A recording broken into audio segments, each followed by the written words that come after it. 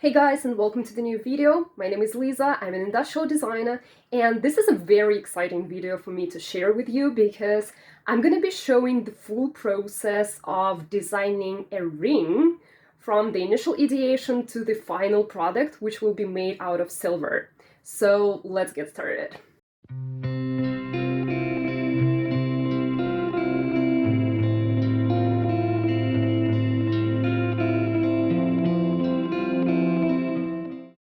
So to start off with, let me just tell you a little bit about the project.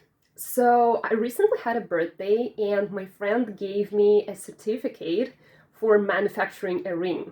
So basically I need to come up with the original design, come to the studio. Yeah, I guess it's called a studio. I haven't been there yet, so we will see. You come to the place where you will be doing the prototype, which will be then used for the actual manufacturing stage. Once it's done, you come to the studio the second time, you polish the ring, add some final touches for the surface, and you have the final design. So the first thing I need to do is come up with the design idea. And for me, it's a slightly different process rather than the one that I follow in my industrial design practices, because obviously in industrial design, I always start with the problem, with the research, thinking about the functionality in the first place, but here it's a slightly different thing. The main thing is aesthetics, and obviously the functionality should be there, but it's not like that you're solving anything. You're just coming up with the creative idea, and it has to sit well on your fingers, basically. So yeah, I have absolutely no idea what I want, and I kind of feel my clients right now when they say that they want some original design, but they don't know what exactly they want. So I'm gonna definitely start with the research, trying to find some mood board images to get some inspiration, and yeah, I will start then with the sketches and see where it goes. First of all, I went to Pinterest to look for some references because I personally don't wear jewelry. Especially rings have always felt a bit uncomfortable for me to wear, especially when I work. I prefer to have nothing on my fingers. But maybe to hang out, that would be a cool accessory to own. So the aesthetics I'm looking for is definitely minimalist. And here comes the first constraint.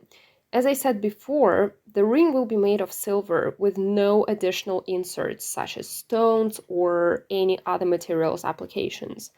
And that's even better because this constraint will keep me in the minimalist space. So I started sketching out some ideas and exploring different silhouettes, but honestly speaking, I didn't know the technical constraints because there are several different manufacturing methods in jewelry design, and I didn't know which one we will be following, so I decided to just explore some different options. And so then, when I come to the workshop, we'll have some options to choose from.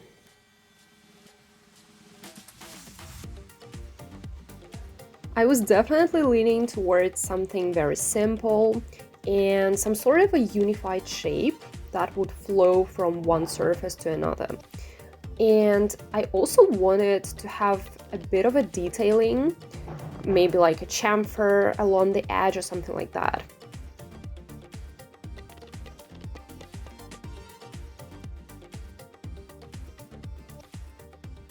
So here are my concept ideation sketches. They are super rough, and that's okay for this initial stage. There are some ideas I'd love to explore further. So for example, this one, I don't quite get at this stage how this might sit on a finger. So I'm gonna try to build a very quick prototype to test this functionality out.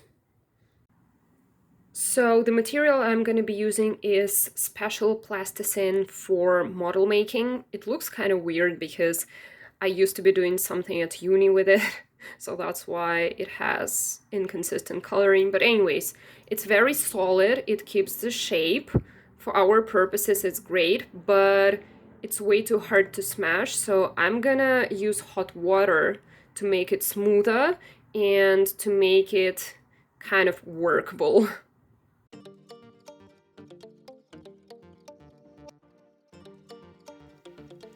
So I've already melted the plasticine using water from the tap, and I'm now rolling a tourniquet, or a sausage, as I would say this in Russian. So to find the right thickness was actually pretty challenging because the plasticine would be way too soft because it gets warmer the longer you work with it. And so that's why it wouldn't keep the shape if I made it too thin. So I made it much thicker than a ring would be, obviously, um, just to see how I can bend the endings and how this shape will look on a finger. One important thing to mention here, I'm bending this plasticine sausage just to understand the shape. It's not to replicate the manufacturing process in any way, meaning that when the manufacturing stage comes, the shape will be created from scratch in a completely different way, probably. So this is the final idea. Obviously the thickness and the endings shapes are completely all over the place and I know it, but it's not important for me at this stage. So then I also rendered this other idea that you see on the right in Viscom, and then I slightly adjusted it in Procreate. And I sent these two concepts to the girl that would be given a workshop, and she actually replied something very funny, saying that the shape on the right is way too brave for the first time. Um, and honestly, I didn't quite get what this means because, like, I didn't know still what the manufacturing method will be. But anyways, we decided to move forward with this first idea at the left and slightly change it along the way. Guys, the day has finally come, and today I'm going to the workshop studio space to finally do the first stage of the manufacturing process. And I just didn't believe this day would ever come because we postponed this date several times. The girl from the workshop went on vacations, then I got sick, then she started some repairment processes in her studio, and we're finally there. I'm very excited to start sharing the process with you, so come along the way.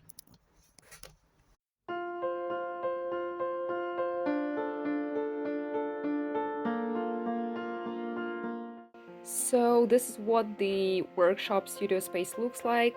Not a Pinterest looking studio, but it's very well organized. There are all of the possible tools that you can probably think of.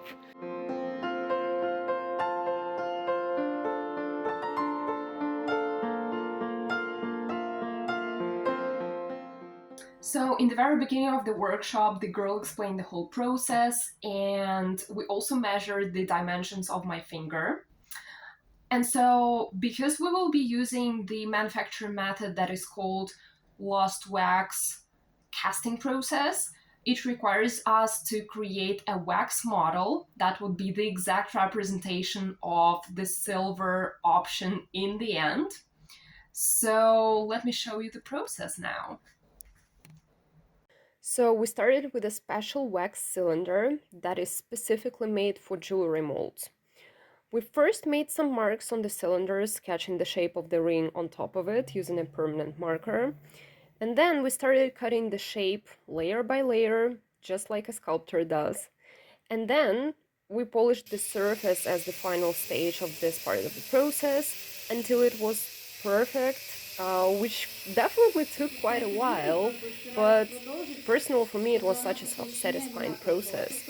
And after 3 hours and a half, this is our final wax mold that will be the exact representation of the final product. And now, as I'm not going to the factory because I'm not allowed to, let me show you the next steps of the process, sharing a video I found on YouTube.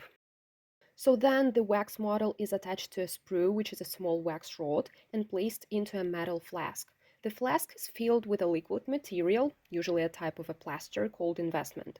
Once hardened, it forms a negative mold around the wax mold. Then the flask with the mold will be heated so that the wax will melt out. Then silver or any other material that is used for this purpose is melted under high temperature, and it will basically go inside the hollow mold. After the silver solidifies, the flask is cooled. The plaster mold is broken away, revealing the rough silver ring, or golden in this case. Hey guys, so it's around a week later. The factory has already manufactured my ring and it's already at the workshop studio space.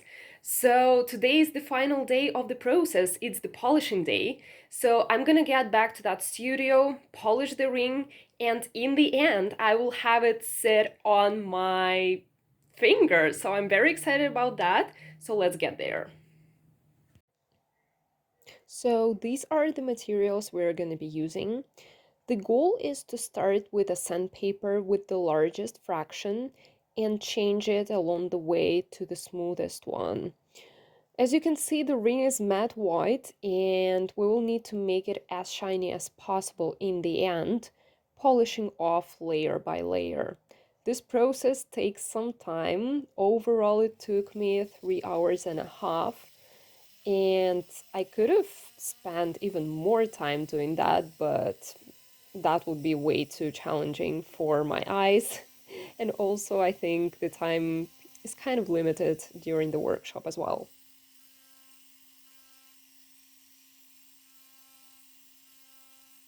So here is the final result. Of course, if you compare it with the ones at the jewelry stores, mine is not as shiny, but I'm still quite happy with the result and the overall experience.